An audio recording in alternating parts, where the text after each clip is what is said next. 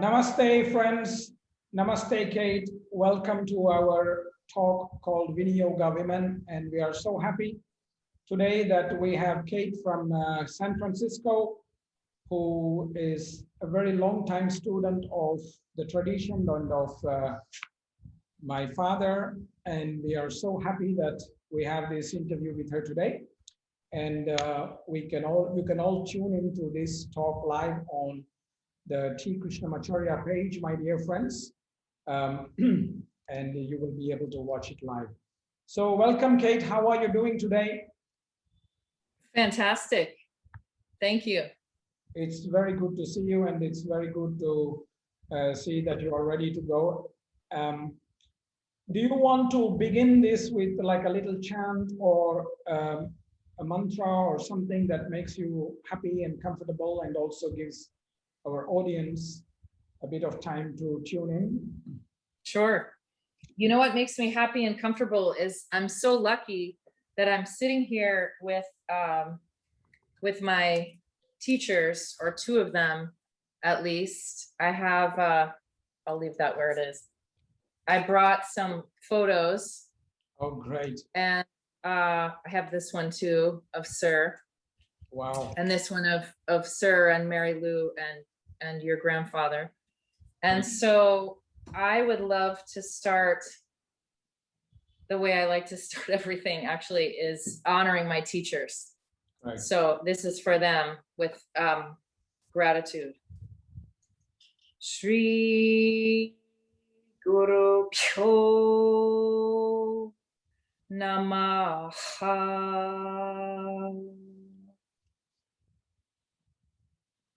Fantastic. That's amazing. It's simple and it's very profound. Thank you, Kate. So, friends, as I learned from my teacher, very neutral, right? Yes. No conflict, right? Yes. Just these beautiful Sanskrit words that are offering gratitude and respect and appreciation. So, exactly. So, my dear friends, please let me have the great pleasure and honor of introducing Kate. Kate is from San Francisco now, and she has been a student of this tradition for a very long time. And I think we first met in 1992, I believe. It's your first time to India? 1991. 91. So that's 30 years now. My God. Yeah. We were both young teenagers and pretty wild at that time, I'm sure. And she is a very remarkable woman, and actually somebody who is very, very close to us and our family. And we consider each other like brother and sisters because we've known us so long. And Kate's a very great teacher of Viniyoga and also very good therapist. And she is doing remarkable work for cancer patients through the Commonweal Foundation, which we will talk about a little bit later in the interview. So, and Kate has had a great time studying with two great teachers, like she was saying, of the tradition. She was introduced to my father through a wonderful lady also called Mary Louise Skelton, who many of you may not know now. Because she's long passed away since 1995, I believe. Mm-hmm. And she was one of the first persons to bring my father to America. And it's through her that I think Kate met my father, and she's been a student of my father all along since then. And she lives in San Francisco with her wonderful husband, Craig, and 4 children. That's a lot of children for Americans. In Indian families, it's quite normal, but you've got a big family. So welcome, Kate, to this program. And I'm very happy that you are here to talk to us. It would be very good for you to start with talking a little bit more about your history of introduction to the tradition so that more people can know. Please, Kate. Sure. Thank you. My pleasure. as you mentioned, I was first introduced to this tradition in 1991. I was a student at Colgate University, which is a small university in upstate New York in the United States. And it, just by luck and grace, maybe this is a good opportunity to talk a little bit about Mary Lou also, because that's related to how I was introduced. So I was introduced by this amazing woman, Mary Louise Skelton, and she was such a humble person and an incredible embodiment of yoga, and I'll talk a little bit about that in a moment. But she is responsible, many people don't know, that she first brought Sri TKV Desikachar to the United States for the very first time in 1976. Colgate University had something called a January program where students could spend the month of January studying one specific topic.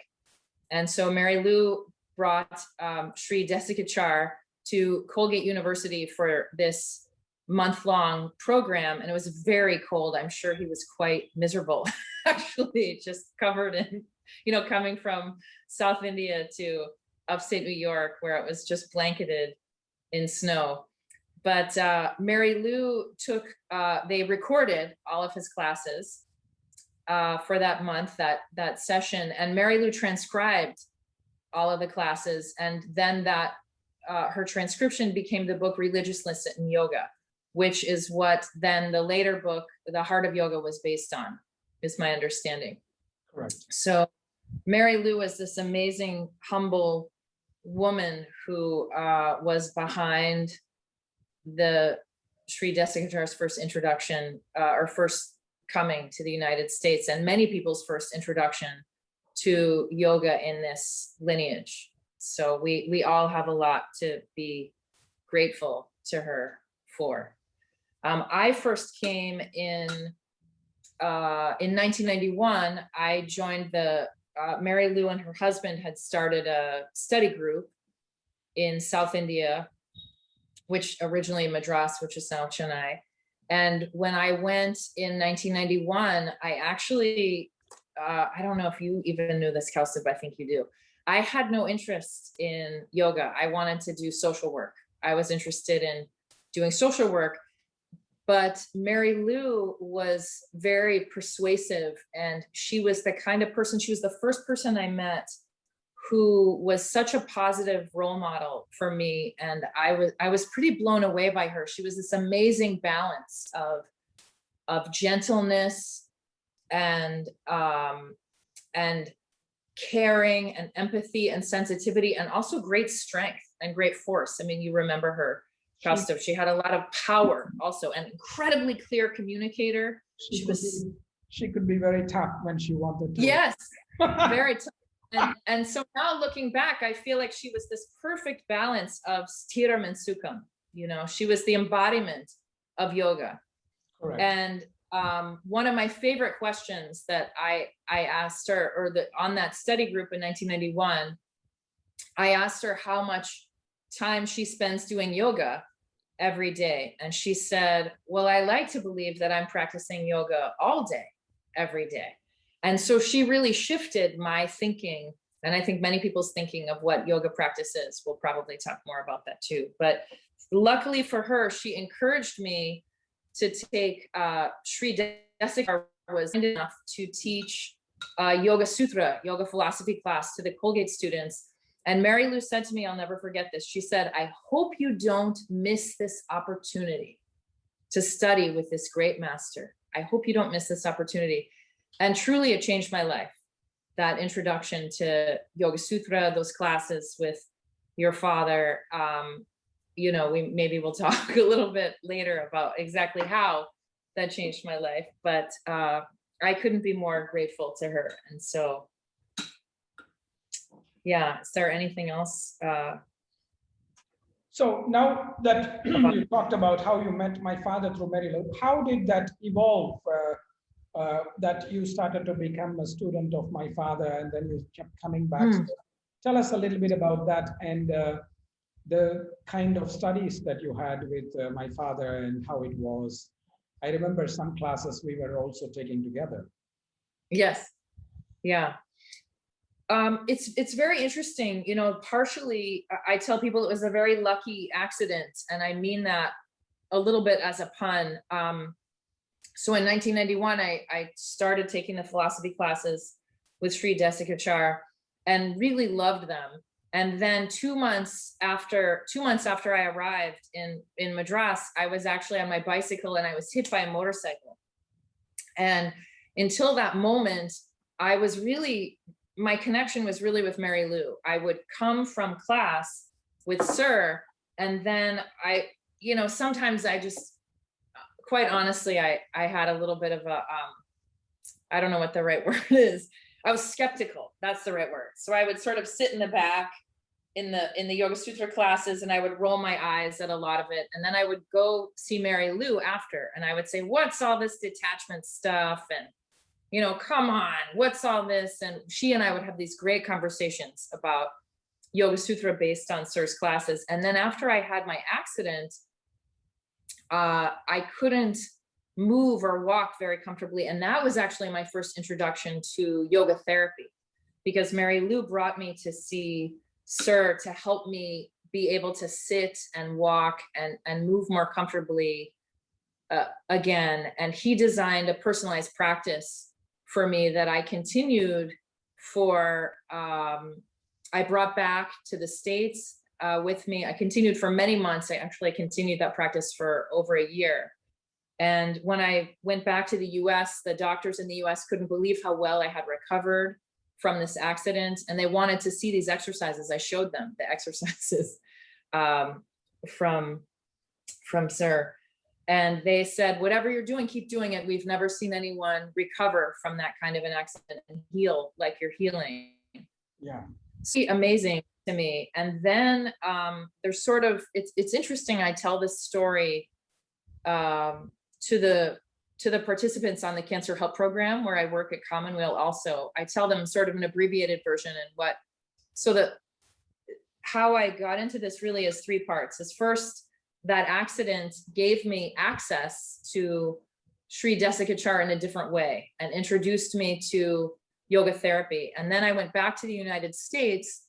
And as I said, my body recovered very well, but also I had had chronic insomnia my whole life, and I had had chronic headaches my whole life, and those went away, which I couldn't believe. And then I was still very connected with Mary Lou, and I went back to, then in 1992, actually, I stopped drinking. I got sober, and Desikachar and I used to talk about that, Sri Desikachar and I used to talk about that a lot also because, I used to ask him why he never told me to stop drinking in the year before. And he knew that I was, that I had a problems with, I was an alcoholic. I had problems with alcohol. And he said, you have to give something positive before you can take something away. And that also saved my life, because if Mary Lou or if Sir had said to me in 1991, oh, we won't teach you unless you quit drinking, I wouldn't be here. I probably actually wouldn't be alive. But because they were willing to, we'll talk, this is one of the things I really love about this tradition, is that because they were willing to meet me where I was and teach me, then eventually that fell away. So I had these positive experiences, and then I went back to India in 1993 to help with the study group, because Mary Lou had had a recurrence of breast cancer. And so she was going to be there in India, and then at the last minute, she wasn't able to go back. And so I was actually planning to be there for a whole year, from 93 to 94, and to continue my studies. It helped me so much. I was so inspired. I wanted to go back. And Mary Lou, when Mary Lou had her recurrence, I didn't want to leave her. I thought that she wouldn't, the doctors actually were not anticipating that she would still be alive a year later when I was planning to come back. And Mary Lou convinced me to go. She said, you don't miss this opportunity to continue your studies with Sir. she said, don't worry about me. I'll still be here when you come back. And so I did. I went back and I continued studying with Sir. And now I was sober. So it was a different experience. And then when I came back in 94, I spent most of that last year with Mary Lou. The last year of her life, I went up to Colgate and I got a job waiting tables so that I could spend time with her. And this is the part that I tell the Commonweal participants, is that I actually was lucky enough to spend the last 3 weeks with Mary Lou, the last 3 weeks of her life with her. And that's actually what, I mean, already so much of what I had learned from Sir in this tradition had changed my life and helped me incredibly. But what got me on this path of wanting to learn yoga therapy and help others with these tools, that was spending those last 3 weeks with Mary Lou in her dying process. We had many conversations, and the main thing that struck me was that Mary Lou's, the cancer was in her liver and it was in her spine, and she was in quite a bit of pain. And yet she also she had a lot she wanted to live for too. She was a grandmother and she loved her students, and there was a lot more she wanted to be giving and doing and being in the world. So she definitely wanted to be around longer, and yet she wasn't suffering. And that impacted me so strongly. It just, to this day, actually, that, and we had so many conversations, and she kept saying to me over and over again, you can trust Sri Desikachar. She kept saying, you can trust him. He will never harm you. He will never do anything inappropriate. She just kept repeating that because my main relationship was with her.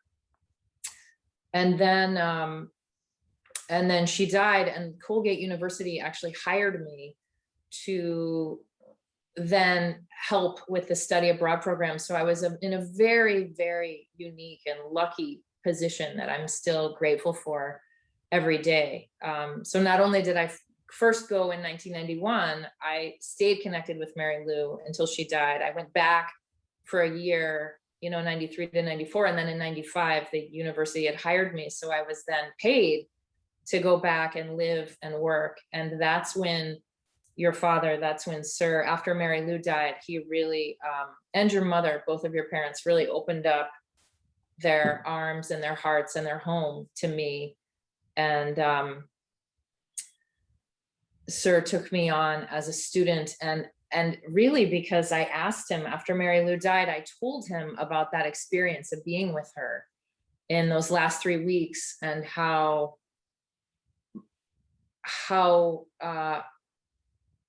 moving it was, and inspiring, how that despite incredible physical pain and wanting to very much still be alive,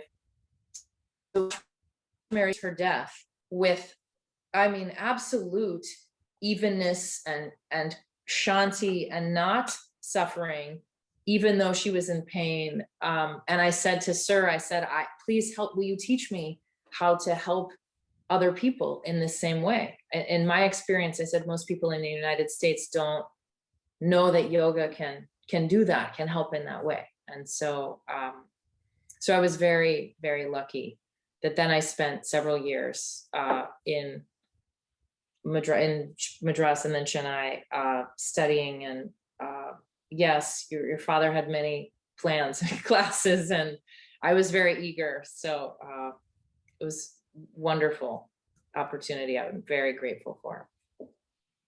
Thank you, Kate. Thank you. That's very wonderful. And yes, Mary Lou was very, very strong person.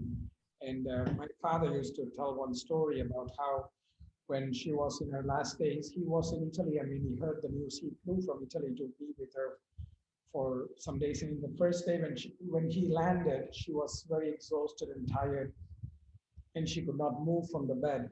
But the next day, she was already up trying to make breakfast for him, even though she was not so well. She somehow found energy to kind of make breakfast for him. It was very touching. Yeah, I was there actually then when he came and visited, and she made him badam milk. She was so, Yes. almond milk, badam milk. Yes. Yes. With Right. the cardamom, and she prepared it so beautifully. Yeah, it was very touching. That's really, really fantastic. And I think many people don't know that she even wrote a cookbook about Indian cooking. She did. It's fabulous. I have it. We actually still use it a lot. Wonderful recipes. Yeah, she was an amazing person. Kate, you touched on something and you said you will talk a little bit later. You said something about the uniqueness of this tradition. So can you share in your view, both as a student of this tradition for so long and now in the last so many years also as a teacher of this tradition, what is so unique to this tradition in your belief, in your experience? So for me, and again, it's not like I did any, I just was lucky enough to have stumbled upon this, and this is what I got. And what I find that's so unique and so special about this tradition is that it truly meets the individual. It truly meets the student, no matter who you are, no matter what your background is, no matter how experienced or inexperienced, or how sick or how capable or whatever. It truly meets the individual where you are, and for everybody. So I talked about how for me it was really life-changing that I was able to study, that I was accepted as a student, and I was taught and able to study even when I obviously had a drinking problem,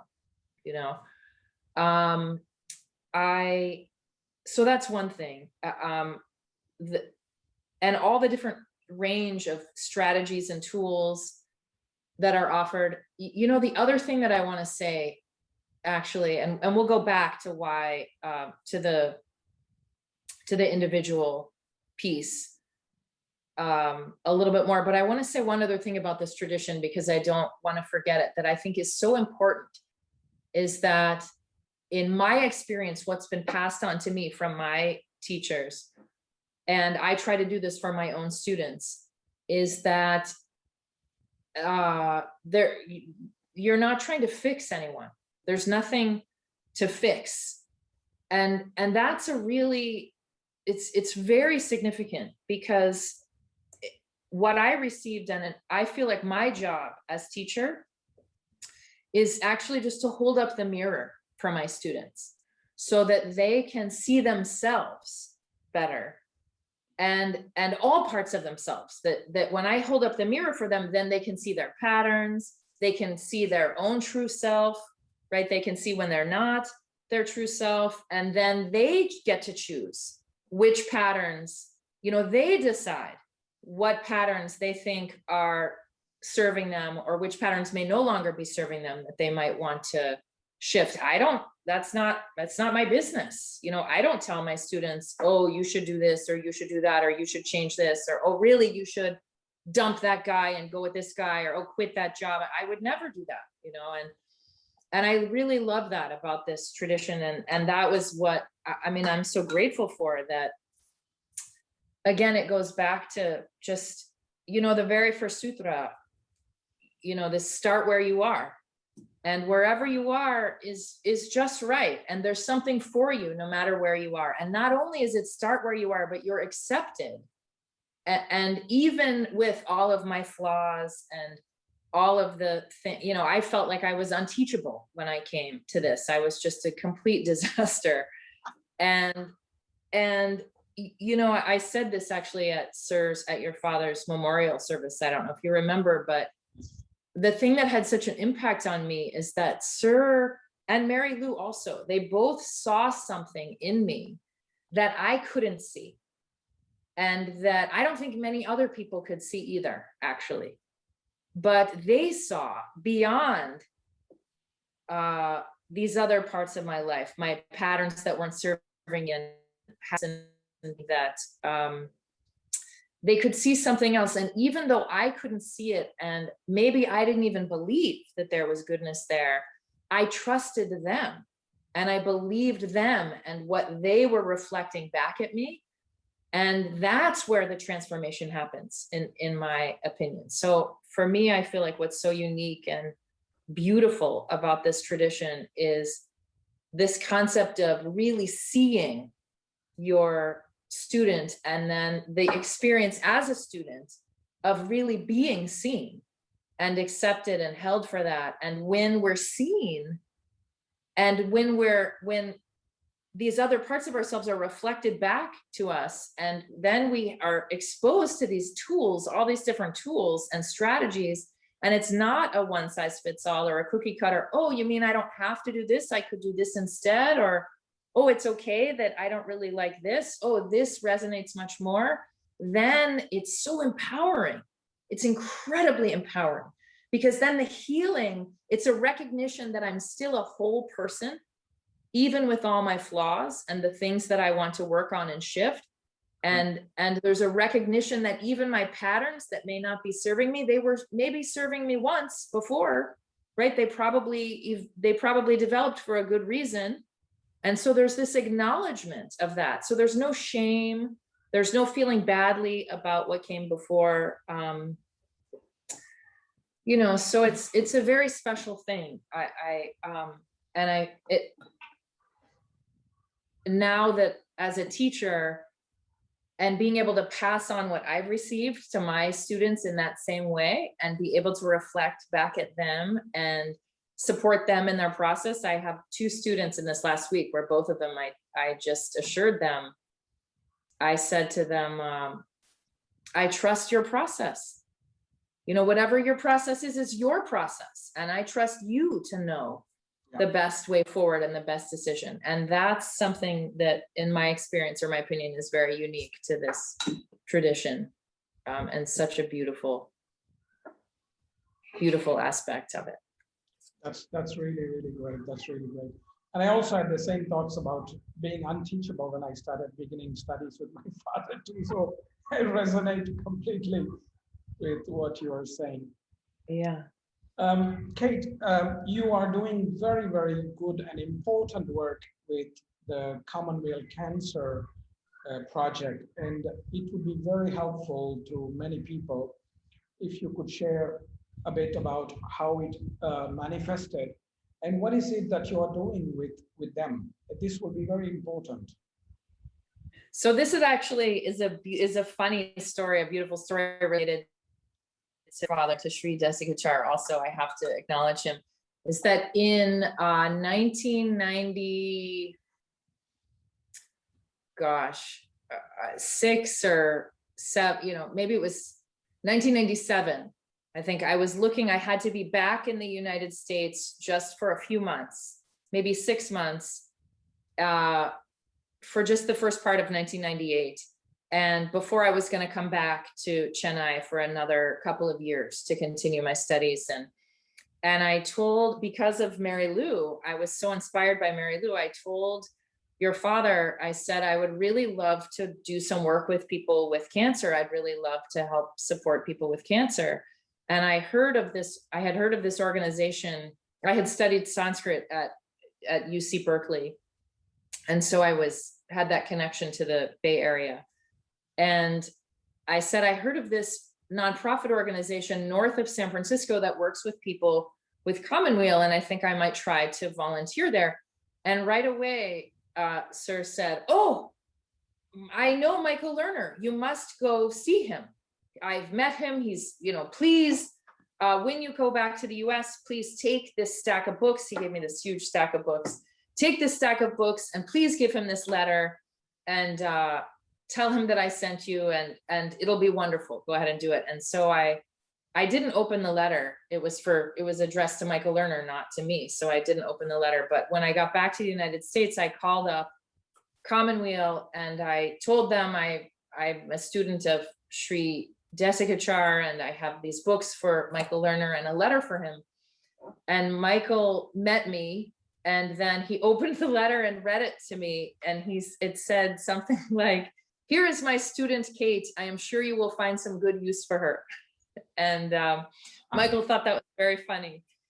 He looked at me and he said, oh, no one's ever been sent to me before. What do I do with you? And so I worked at Commonweal. I volunteered there for those 6 months, and then I went back to India for another couple of years with my husband, Craig. And then in 2000, when I came back, I went back again and worked that. Then when I came back, I was hired by Commonweal. And then a few years later, I started working at the Cancer Help Program there as the yoga teacher. And I tell my students at Commonweal, the participants who come on the Cancer Help Program, actually, I tell my yoga therapy students the same thing, that I have 3 goals for them. The first goal in the practice. So we do all kinds of practice, I introduce them to gentle movement and conscious breathing and reflective practices. And I also introduce, of course, little bits of Yoga Sutra everywhere I can. So I tell them I have 3 goals for them. The first is that every practice I want them that we do is that they should feel better. I want them to feel better. So goal number 1 is that I want them to feel better than they did before. Whatever it is, physically, mentally, emotionally, spiritually, ideally at every level. And then the second goal I tell them is that I want to help support the autonomic nervous system. I want to help support the parasympathetic, the relaxation response. And that's something that Mary Lou taught me. One of the very first things that Mary Lou taught me was this balance of the autonomic nervous system and trying to support the parasympathetic. And now, of course, we know so much more about the health benefits of that and how useful that is. So I tell them, I want you to feel better. I want to support your parasympathetic or your relaxation response so that you're empowered with tools to help shift your state of being and your feeling and support your system. And finally, my third goal is I want the practice to help them connect with their authentic self or their true self. And for some of them, they're like, what is that? And, we talk about it in all kinds of different ways, but I want them to feel a connection with something that is beyond their symptoms, something that is beyond their diagnosis, that's beyond their pain, whatever they're experiencing. And those are my goals for them. And we have a good time. This last point that you were saying, is that similar to what you just told a little earlier about that Mary Lou and my father were trying to do something with the students, that is to see something that the others could not see? Is that what you're trying to do as well? Well, I am a big fan of this little book here. Yeah. The Yoga Sutra of Patanjali, I would have to say, has saved my life many, many times. And when I was first introduced to it in 1991, this concept of the Purusha, it didn't make any sense to me. I didn't understand that at all.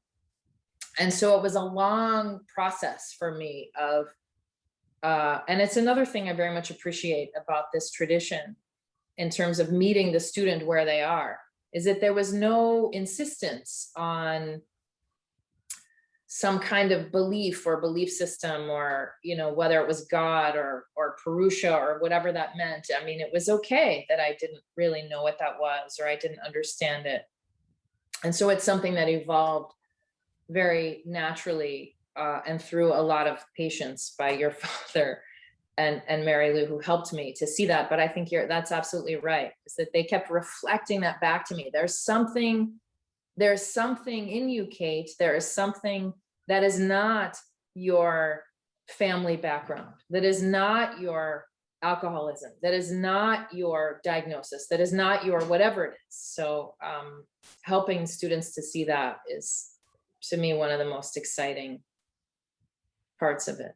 And that's really remarkable, isn't it? Because nobody else in your family, whether it's your mother or father or brothers, are really in yoga, but somehow you are. So obviously there must be something that they saw, which, we don't see, or we didn't see at this time, but I also remember how many times my father has seen this in different people, which is kind of oblivious even to these people. and anybody else around, and they are all thinking, is he crazy? But somehow it later unfolds that he's still something that is invisible for everybody else. You know, it's amazing. It's really fascinating. Especially to myself, to me, I was the last believer. You know, it was amazing to me. Yes, but I can imagine some more non-believers as well. He has kind of seen. Kate, you talked a little bit about the cancer program, and that's wonderful about what you are doing to them. How do the students respond to this kind of an approach that you are taking? Actually, it really is some of my favorite kind of work. It's so fulfilling because of the response of the students, of the participants who come on the cancer help programs, or the students who come for yoga therapy who are dealing with a cancer diagnosis. Because many of them come, almost everyone who, when I first see them, they say, I can't do yoga. I'll get hurt in yoga. I can't do, yoga's not for me. It's too hard, or now that, and actually I know what they mean, to be honest. I mean, I don't know if you wanted to go down this road, but when I had my own diagnosis in 2015, I was diagnosed with an aggressive breast cancer also. And I went from doing a very strong physical practice, which I loved doing, and all kinds of,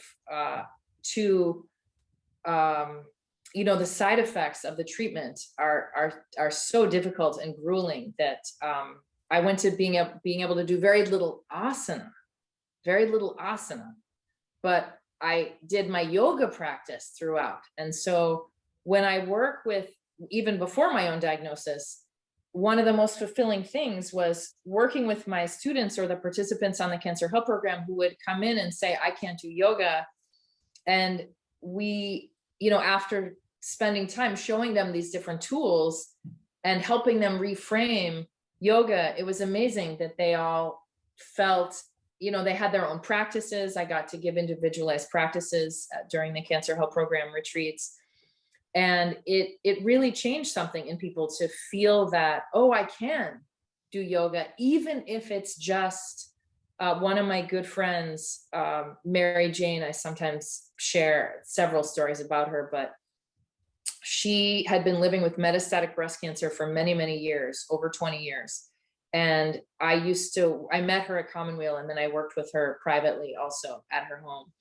And she was in a lot of pain there was metastases to her bones. And she said to me one time, she said, Kate, sometimes I can only do 3 conscious deep breaths standing at my kitchen sink.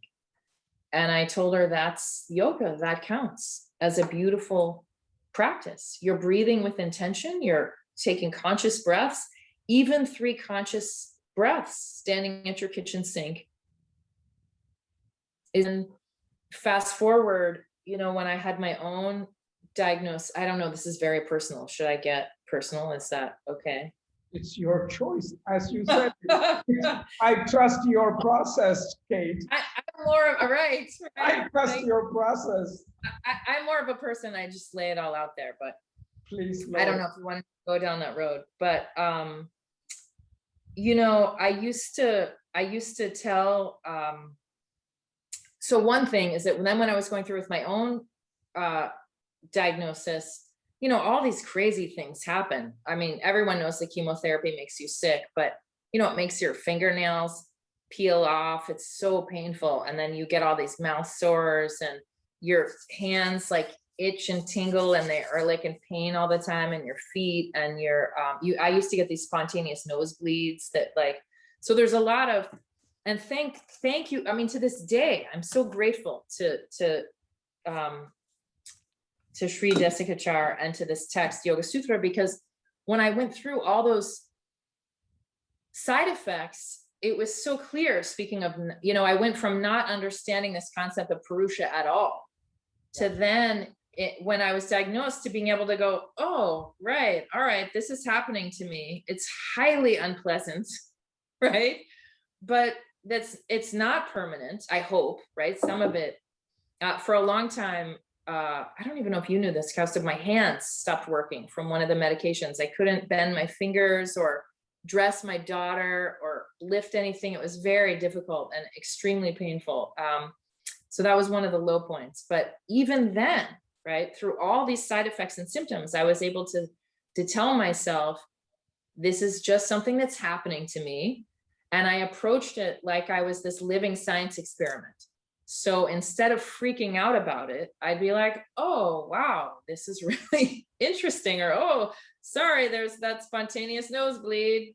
What are you going to do? Like, here I am, just a living science experience. I'm in this body, and this body is so, wow, how interesting that this is what's happening.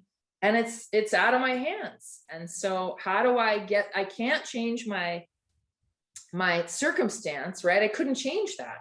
But I very much, thank you, Yoga Sutra, could influence my experience. And it's incredibly empowering, incredibly empowering. And so, you know, even before I had my own experience, I was able to share all these practices, but that was probably my biggest, you know, using the tools of Yoga Sutra. And then one of the problems that I went from this very vigorous practice, daily vigorous practice of, you know, over an hour of asana and meditation and, you know, pranayama, when I did everything I wanted to do. I also have 4 children, so I didn't always get to do all of that. But I went from a very vigorous practice to, there were some nights when I was in the middle of treatment where I was in such pain and I couldn't move my body, and I would just sit on the edge of my bed. This is a little bit intimate, so, you know, I'm practicing trying to be a little bit more vulnerable myself, shift my own patterns. But I would sit on the edge of my bed, and I would actually put one hand on my heart, and I would put one hand on the top of my head, and I would close my eyes, and I would say to myself softly, I would say, just rest in your heart. Just rest in your heart. And that was my practice. And I would sit there for just a few moments. And sometimes it was probably less than 30 seconds. And that practice, that little tiny, tiny practice that to somebody looking, it seems like nothing, was my lifeline. You know, Sir always used to say, yoga is a rope, right? It's there, something to hold on to. It helps you when you're in the middle of a storm or a blizzard, right? To help you find your way home again. And for me, that tiny little practice was everything. That was my rope to help me find my way home in that storm of all that difficulty. So even the simplest thing can be so powerful, Really, really, thank you for sharing such vulnerable things. And I'm so happy to see this side of you, Kate, because you're always a strong woman with a strong spirit. So it's good to see this. And you are so right in that the simplest things can have such profound effects. And this is always what I remember observing my father teach many people. His practices were always so simple. And sometimes I would wonder, what's this simple practice going to do? Why not he include Matsyendrasana, Trikonasana, Sarvangasana, Shirshasana? He would just give some practice with 4 variations of Apanasana. And I'm thinking, what the hell is this going to do? And that was the magic for so many people. Yeah. I think that's very good what you said. A small thing, even that 30 seconds of just visualization, bhavana is sometimes life-saving. It's really beautiful what you will share. Thank you so much. And you talked a lot about my father, so many memories are coming for me. And so I really want to ask you something also quite intimate, but it's not going to be vulnerable. I think it's going to be very joyful for you because you know my father for so long, and you spent a lot of time together, especially with the India study group and things like that. So I would like you to share maybe 1 or 2 very memorable and joyful memories, very funny memories with him, something that is that many other people may not know. I do love that question. That's a wonderful question. And there are so many memories. I feel so lucky that, and as you mentioned, because Oh, isn't that funny? You know what this is? It's my sleep alarm. I set an alarm to remind me to try to get ready to go to sleep so that I don't stay up so late. But the funny part is I set the alarm for 10:15 my time, and I still don't usually go to bed till midnight. But anyway, I'm working on it. So there's so many memories, and I think one of the, as you mentioned, because because your parents really welcomed me into the family, and because they knew how important Mary Lou had been to me, and that when Mary Lou died, I was sort of orphaned in a lot of ways, and so your parents really took me in and adopted me. I was able to experience your father in so many different situations, you know, just around the house or at meals, or not just as a student. And so the main thing that jumps out first is his sense of humor, which maybe many people don't know. He was so funny, and he joked a lot, you know, and very down to earth. I would also say too, maybe these aren't specific memories, but you know, I tell my students that one of the most important things that I learned from Sir is that it's okay to make mistakes. You know, I got to see him make mistakes himself, and that had a huge impact on me, because it reinforced for me that practicing yoga and Yoga Sutra, it's not about being perfect. It's that mistakes are expected. There's an expectation that we're going to make mistakes, and there's opportunity in that mistake. So I got to see so many times where your father made mistakes, and it reminded me that it's not about the not making mistakes. It's not about perfection. It's about when we do make a mistake, how do we then move forward? How do we then decrease the additional suffering or the unnecessary suffering? How do we avoid the unnecessary suffering? How do we still move forward positively when we haven't acted in the way we want to? So I have many examples of that.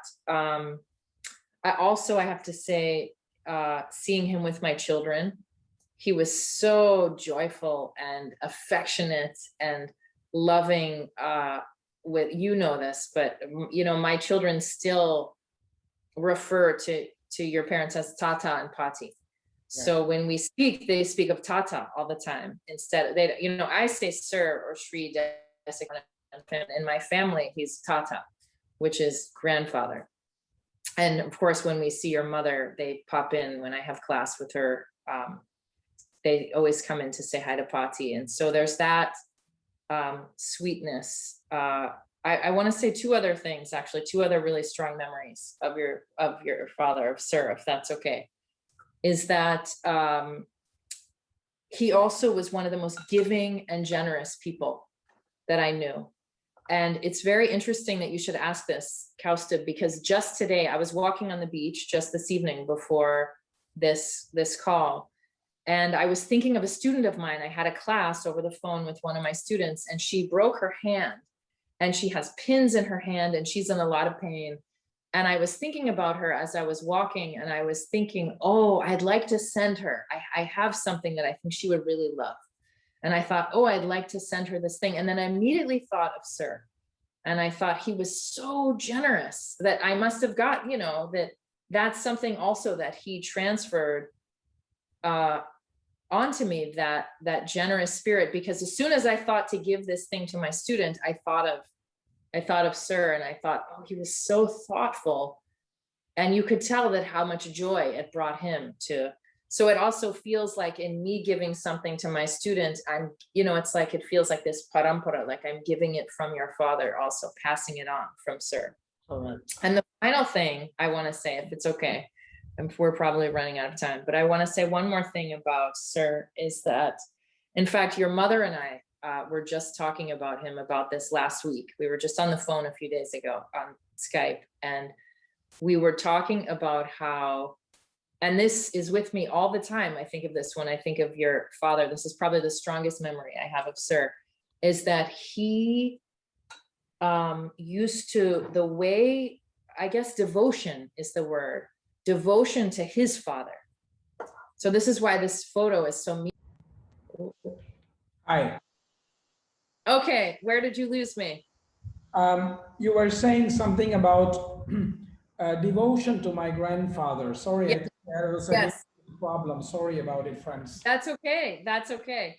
So this is why this photo is so special to me, because I would say the one of the strongest memories I have of Sir is the way that he carried his own T Krishnamacharya with him in his heart. And he was always, he would say, you know, he always did his practice where he reflected on his father, and he would say to me, my father is always with me. He's always in my heart. And I feel like that is one of the biggest gifts that I've also received, because as you know, when Sir passed away, I feel like what a gift that I spent all that time with Sir, where I heard him repeat, my father is always with me. He's always in my heart.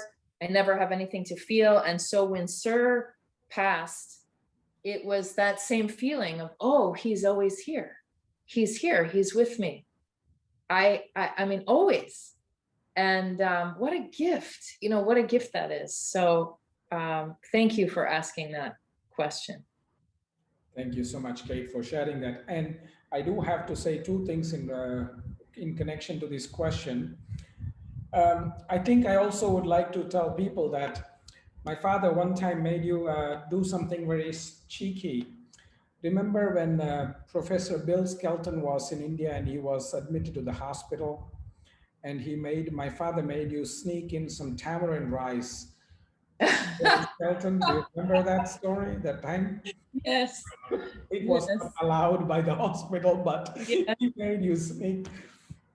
And yes, and I think the other thing I wanted to say was he did share very good bond with your children. And I remember especially this time in 2002, um, when we were doing a seminar in Yosemite National Park. We flew from San Yes. Francisco to there, and you were dropping us in the airport, and you were pregnant with Calder at that time.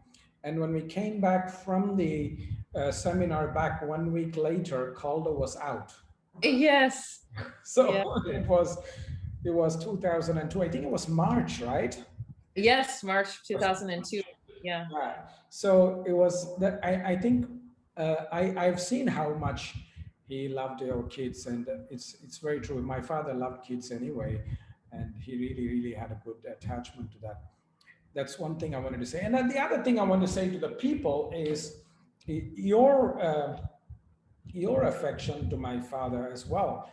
And I think that's also very important. It's not just my father was very affectionate to you, but you were also very affectionate and loyal and very strong, what you call supporter of my father. I remember this time, you probably remember, I will be politically correct and avoid some names, but when a certain somebody had basically bought the recordings of one of my father's seminars in New York and just published it as his own book. Remember, you called me and you wanted to fight with that person.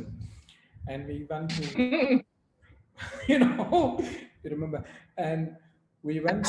Actually, I want to say something. That is one of my strongest memories of your father that I want to say of that moment. His response was very amazing, and that's why. Yeah, do you remember that? Can I say that, his response? It's one, I tell my students this all the time. So yeah, it was quite, I was so upset by this. And Kausthub with me, we went into your father's office together. And I was like, we're gonna, you know, I was just all, you know, ready to go and just ready to fight. And your father was so calm. He was so calm. And he said, why should I bother with what somebody else does? He said, as long as I keep myself clean, I have nothing to worry about. As long as I keep myself clean, I have nothing to worry. And I remember you and I were just like, what is he saying? Yeah, I mean, I went from just all on fire to going, oh, whew, right, he's right. right? That's all we have to do is just keep our own self clean, right? I have a hard enough time cleaning up my own backyard and my own stuff, right? Right? Why should I get all bothered with somebody else, right? I need to work on myself. It was such a powerful, incredible lesson. Thank you for bringing that up.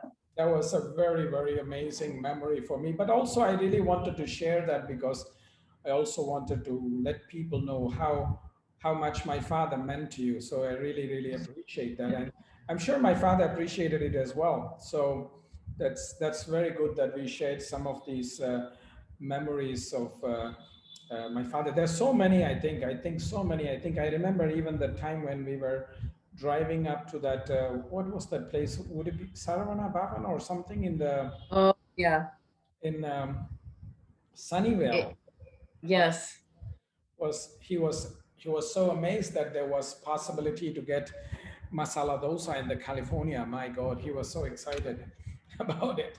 Anyway, so good, Kate. Let us come close, bring us closure to this topic. I'm really so happy that we shared this conversation. And I'm sure that it brought a lot of joy to all the people who are listening. It really made me so happy because of all the memories that we have shared together. And I really hope that it has brought a lot of joy for you too to be part of this conversation. And I really, really want to thank you for this, Kate. I really want to thank you. Well, thank you for the opportunity. You know, it's true. Every day I'm so grateful. And it's truly saved my life. It truly saved my life more than once, you know, with so many times throughout my life. It's made me, everything that I've learned, it's made me a better parent. It's made me a better partner, just a better human being. I even like myself more. It's, you know what I mean?